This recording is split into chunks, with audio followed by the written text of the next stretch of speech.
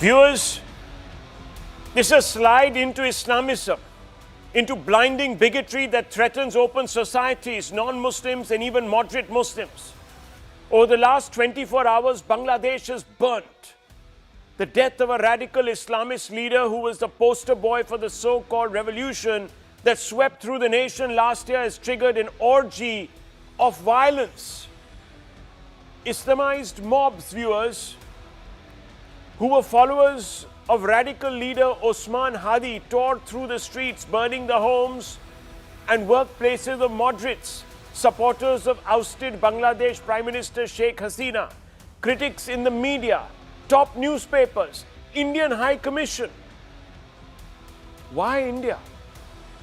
Because it's a tolerant, secular society that remains outside the influence of the Islamist project. Look at these pictures.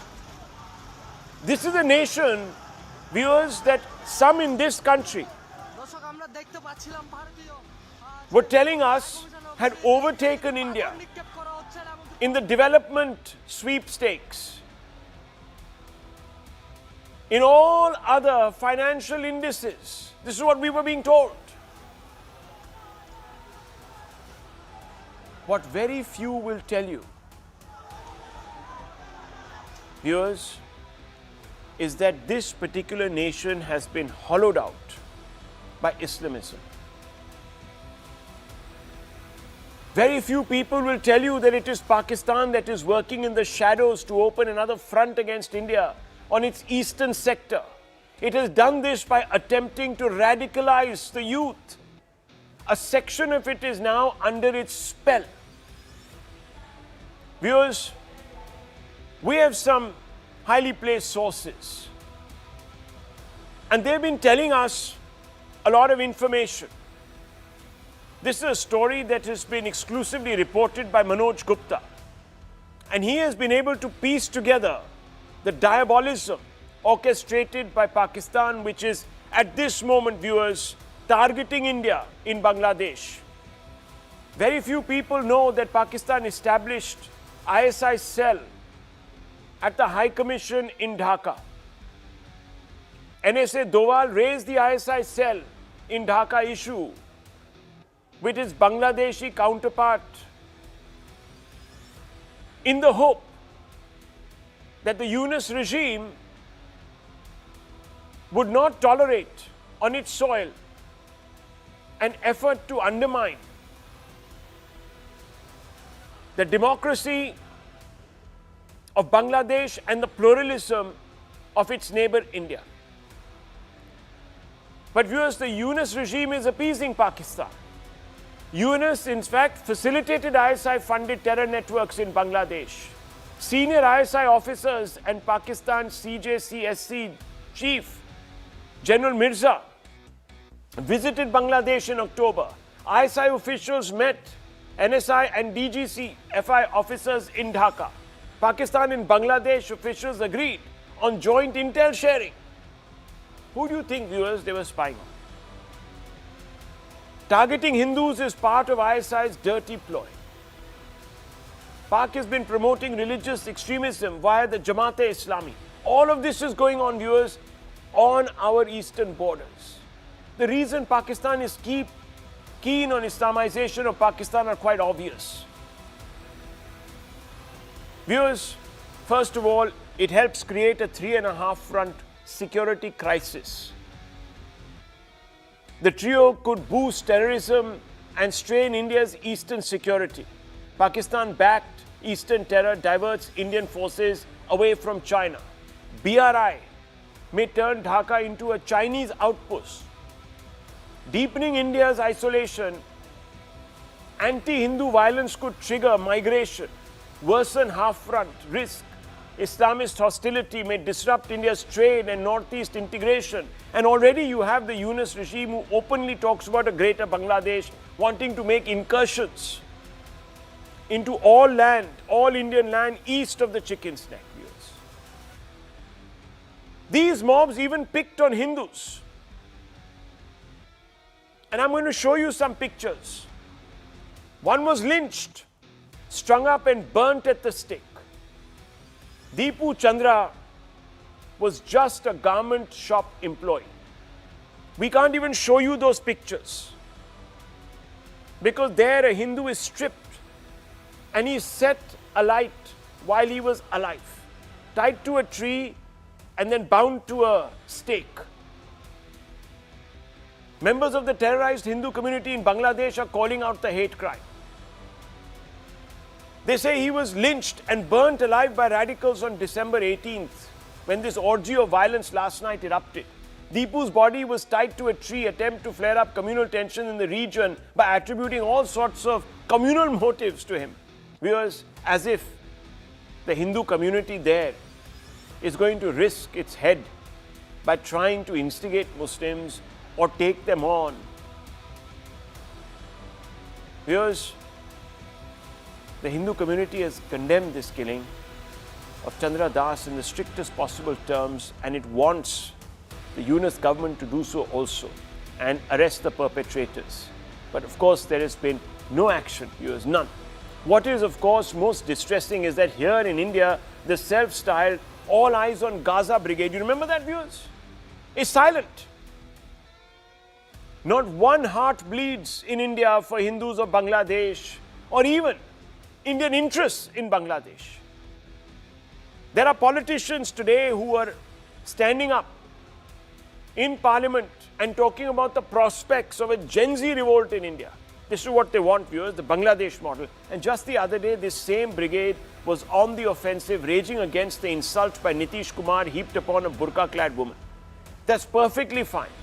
No one has a problem as long as the outrage isn't selective, which is the case here. Consider past precedent, viewers. A Hindu youth is lynched in Bangladesh. All Eyes on Gaza group is absolutely silent, in sharp contrast to October 10, 2023, when Congress Working Committee reaffirmed party's long-standing support to the Palestinian cause without mentioning Hamas attack on Israel. Have they done so today? No, viewers. Not one has spoken out against the atrocities being committed in the name of religion against both Hindus and Indian interests and assets and diplomats in Bangladesh. Viewers, moral responsibility of every government to condemn Israel's genocidal action. Force them to stop, says Priyanka Gandhi Vadra on Platform X, December 16, 2024. She also, of course, expressed solidarity by carrying a bag emblazoned with the word Palestine to Parliament. That happened in October 19, 2023. The killing of thousands of innocent civilians, including children in Gaza, and the collective punishment of millions of people by cutting off their food, water, electricity are crimes against humanity. Hamas killing of innocent Israelis, taking of hostages is a crime and must also be condemned, said Rahul Gandhi on Platform X, October 19, 2023. But silent here, viewers. Indiscriminate bombing on the hospital in Gaza and residential areas resulting in the loss of hundreds of lives of innocent men, women and children is both unjustifiable and a grave humanitarian tragedy for which the perpetrators must be held accountable. Mallikarjun Kharge, the Congress President, November 17, 2023. The list is long, viewers. The list is very long. And I can spend the whole evening here. And I will also remember, viewers, to remind a couple of our guests tonight about their selectiveness. So let's open this up. Let's first get a sense of why this is happening. Where is Bangladesh going? Is it now very much in the clutches of Islamist extremism? Is there no coming back? What are the implications for India? And I'm going to open this with a very honest and frank question with A.K. Abdul Momen, former Foreign Affairs Minister of Bangladesh, who lives today in exile in the United States because he fears for his life. His home had been targeted. We also have with us Kanchan Gupta, Senior Advisor of the INB Ministry, somebody who knows Bangladesh very well. Sushant Sareen, Senior Fellow, ORF, needs no introduction, viewers, preeminent foreign security and geopolitical analyst here. Salahuddin Shoaib Chaudhry, Bangladeshi journalist, who is surprisingly bold and outspoken. And I will bring in our Indian guests, Syed Fazal Kashani and Atikur Rahman, in just a few moments. But let's first understand what is going on in Bangladesh. And I want to begin with you, Mr. Momin. Thank you very much. This mob fury, this frenzy of bigotry, Mr. Momin, what do you put this down to?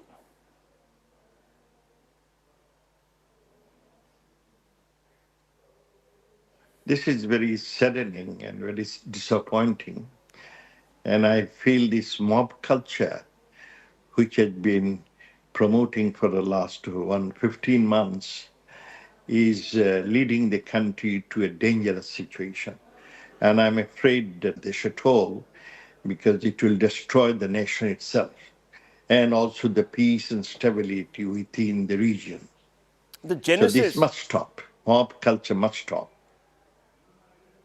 So, Salahuddin Shoaib Chaudhry, I'm going to bring you in now. I want to ask you, sir, this mob culture, is it just disaffected dissidents? Or is there actually a Islamic undertone to all of this? What to make of it? Thank you very much. First of all, I would like to tell the truth, since the senior leader of Awami League is also here. This all eyes of Gaza, this culture, it was nurtured and promoted even by Sheikh Hasina. They were shouting for Gaza. They were embracing jihadists like Hifazat-e-Islam, and now the jihadists are on the street destroying Bangladesh and becoming the monster which are also trying to eliminate Awami League. What is happening in Bangladesh is the result of the decades of patronizing political Islam, appeasing political Islam, and, as you said, harboring the Gaza madness.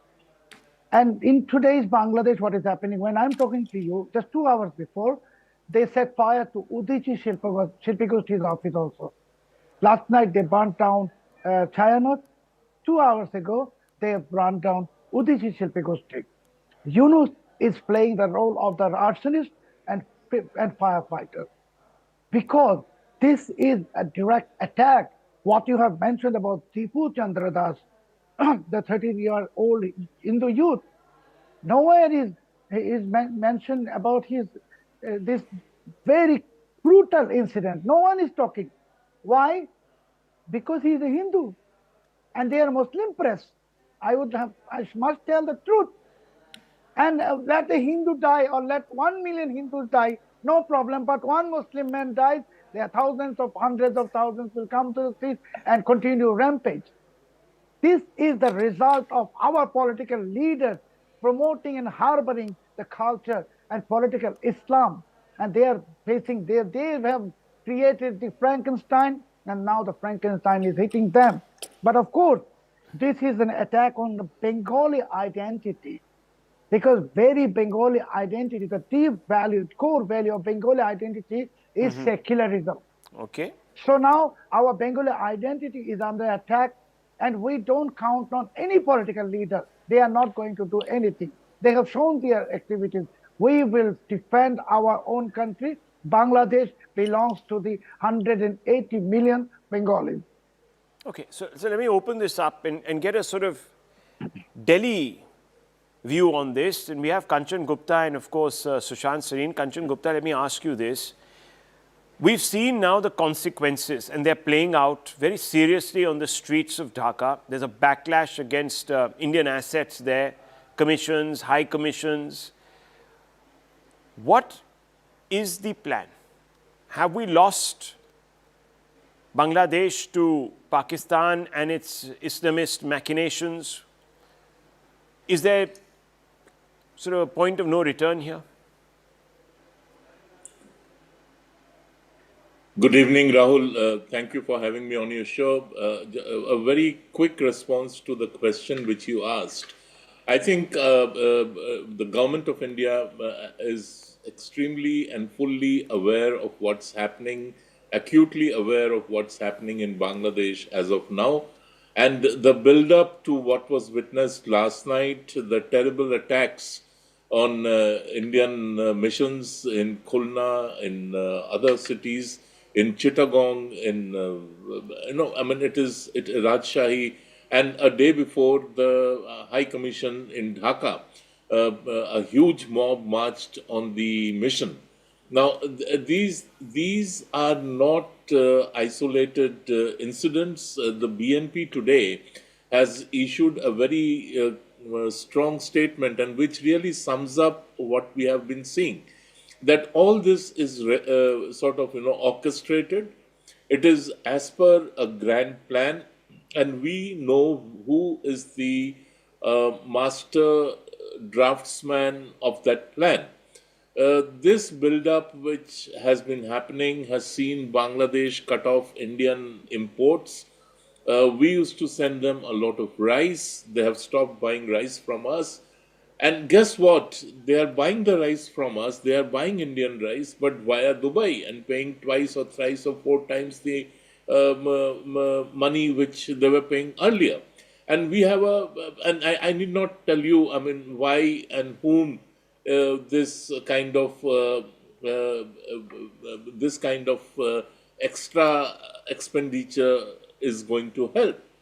The there was a reference to Frankenstein's monster by my previous speaker.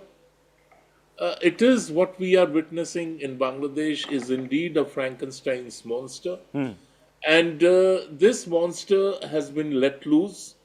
You were right. The Pakistanis have been overtly active over the last 1 year in Bangladesh. Senior ISI officials have been visiting Bangladesh. They have set up a training camp somewhere near the Chicken's Neck for training people in this kind of subversive activities, and including trans-border activities. And now what we are seeing is that the monster really is turning also on the master. The two newspapers which were attacked last night, the Daily Star and Prothomalo, they were or they are pro-establishment papers. They were pro-regime papers. They were entirely supportive of Yunus and his unsettling activities. They were not supporting Hasina when she was in power. They were her critics, and they have not, till date, neither of these papers has criticized anything that Yunus has done or his gang of Hizbut Tahrir mobsters have done, or his Islamist supporters have done, the kind of mob violence that we have been seeing for many days now. And yet these papers were attacked. Their offices were not only ransacked, they have been reduced to ashes. New Age was attacked. It was a communist paper. It's a left-leaning paper. Okay, so you're saying that the worm is turned. So ultimately, I don't say this with any degree of good cheer. Ultimately, the monster is going to turn on Bangladesh. It is going to turn on whatever remains of the spirit of 1971, and it is going to devour the children of the so-called revolution of last year. Okay, so and that is the way it is. It was always destined to be. Okay, Sushant Sareen, is that the way you look at it? And of course, the most important question, because it is so inimical to India and its interests, is the problem now beyond the remit of Delhi? I don't think Delhi has the luxury of saying that the problem is beyond our remit. I think the government will have to weigh its options and what are the instruments available to it. I think that's unavoidable. But there's no way that any government in India can simply throw up its hands in despair and say that there's nothing we can do about what's happening in Bangladesh. At the very least, we have to secure ourselves from whatever the fallout is going to be. But having said that, I'll just add something to what Kanchan Das said. He is still expecting the monster to turn. I think the monster is already devouring Bangladesh. All the accomplishments of the state and the society, they're finished. They're gone. In many ways, I think, and I don't think I can put it more eloquently and honestly than what Shoaib Saab has done on this show. He has absolutely nailed it completely. But the fact of the matter is that in many ways, and I don't think this is going to be a very pleasant thing for any Bangladeshi to hear, that Bangladesh is rediscovering its East Pakistan roots. It's becoming a Pakistan in India's east. Uh, and even in the economic policy, as Kanchanda very correctly put it, it's only Pakistanis who exuded such stupidity that if they have to buy something from India, they'll buy it from Dubai. Bangladeshis have gone one better. Rather than buying the same, maybe that same rice from Singapore, which would have been closer, they've decided to go to Dubai. So good. I don't have any problem if they're going to spend two times the amount of money to buy the same amount of thing. I don't have a problem. If they want to cut their nose to spite my face, I don't care, frankly. What I care about is the fallout that is going to come on India. I think, we had a very good partner in Sheikh Hasina. It was a mutually beneficial relationship. A lot of developmental work was going on. A lot of economic prosperity was coming into the region, not just in Bangladesh, but through Bangladesh also in India. So it was, like I said, mutually beneficial. I think all of that is gone. So what is now going to happen is big barriers are going to come up. We will have no choice but to do that. We will have to strengthen our border defenses, our border mechanisms. We will have to reduce the number of people who come from Bangladesh, because today, just because somebody is not wearing, one of the छोटे भाई की salwar and बड़े भाई का kurta type of Islamist, or has a visible Islamist thing, does not mean he's not in Islam. What are most of these thugs who claim to be students roaming around the streets? What are they? They are what you might call or the phenomena you saw in Western Europe, where people who are jean clad and Yeah. dressed like any other Western Westerner you can see them. made a beat. Yeah. This is the same mentality which is on display. So look, let's make no mistake about it. No, We'll so I have want to to ask you, strengthen our Sushant Singh, I mean, fine, we can try and mitigate this by sort of building up our defenses, but is the problem sitting in India? Many people are saying, if you hand over Sheikh Hasina, it'll be okay. Others are saying that's not the problem, it's Islamism, you can't compromise with it at all, don't make the mistake of doing so. And half the problem is because there is a half front here in our country that refuses to identify the elephant in the room and therefore doesn't speak out against it, and therefore these people feel emboldened because they think that yes, we have silent partners sitting in this country. No, I think they have silent partners sitting in this country. There are partners, for example, in some Indian states, you have governments which will undermine Indian security for their own political purposes. But I also blame the central government for letting those state governments get away with it. That is within the remit of the central government to impose itself on national security and border management and those issues on the state government. And if the state government does not follow the diktats of the central government, which the central government is entitled to give to the state government, that state government can be dismissed and should be dismissed. But having said that, on the bigger question, look, if you appease the Islamists, if you appease these thugs by throwing your good friend to the wolves, I don't think it either protects India or it protects India's interest. Nothing will damage India more than deserting our friends in Bangladesh at this point in time. Nothing. India must stand with her friends. India must support her friends. Okay. India must stand up to these thugs in Bangladesh. Okay, so let There me is ask. no question of compromising with these fellows. Can I quickly come in for a couple of seconds, please? Yeah, of course. Yeah. Just to assuage Sushant over here, I do not see the government of India having any second thoughts. I don't think the government of India is even remotely wavering on where it stands with Sheikh Hasina. She is here and she is in our protective custody. Okay. And this is not the first time Sheikh Hasina, after the entire family was assassinated, was wiped out, Sheikh Hasina was protected by India till she could return and participate in elections and become a So part let me of ask, the political because process. this is an important point. But Rahul, having said that, none of us has actually looked at the real problem which India is going to face, apart from the security aspect. And that is, if these Islamists turn on the Hindu community in Bangladesh, of which there are enough indications that they are going to. 2 days ago, a Hindu youth was lynched and he was brutally burned, etc. Today, a gang of Islamists went and attacked a Hindu household. Another Hindu has been picked up without any evidence for some lawyer's murder. Already, I think close to 22 people, Hindus, have been arrested in that case. And this kind of thing, if it continues to happen, and Yunus continues to say, oh, nothing like this is happening, it's all manufactured by the Indian media. Right. However, it's happening right in front of you. True. Now, if this triggers an exodus, and that is when India will face a huge problem, because neither can India shut its doors to an exodus of Hindus from Bangladesh, and it will be impossible to sort of check out everybody wanting to cross over, whether there are any agents provocateurs among them, whether there are any plants among them. So this is the problem that I foresee happening moving forward. Okay, so we'll come to that. That's a very important aspect, and I want to move into our second part of our debate. But thank you, Mr. Momain. Let's bring in our other guest, Mr. Kashani, and also, of course, Mr. Atikur Rahman. So we'll bring them in. But I just want to come back to you, Mr. Chaudhary, and I have to ask you this question fundamentally.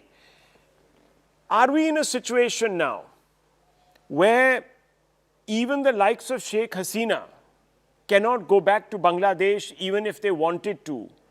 Is there anyone there who doesn't identify themselves with this present regime and these thugs, Islamists? The whole country, majority of the people, they are against these Islamist hooligans and thugs and jihadis. Problem is, Bangladeshi media is currently under cruel censorship. So the world doesn't hear what is happening in this country. 300 journalists are facing murder charges in this country. When I'm talking to you, more than dozens of journalists are in the jail. Even for any journalist slightly criticizing this regime, they are facing the charges under Anti-Terrorism Act. So it's a complete brutality. I mean, Yunus has become a champion jailer of the journalists, and he has already subsided this Erdogan, Turkish Erdogan. Now, current top jailer of the journalists in the world is Muhammad Yunus. And he is the topmost repressor.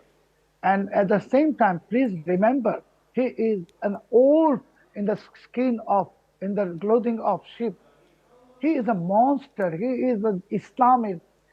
And he will do anything for the sake of his own personal benefit. And as I said, that our political leaders, it could be Sheikh Hasina, anyone, they are responsible for what is happening today.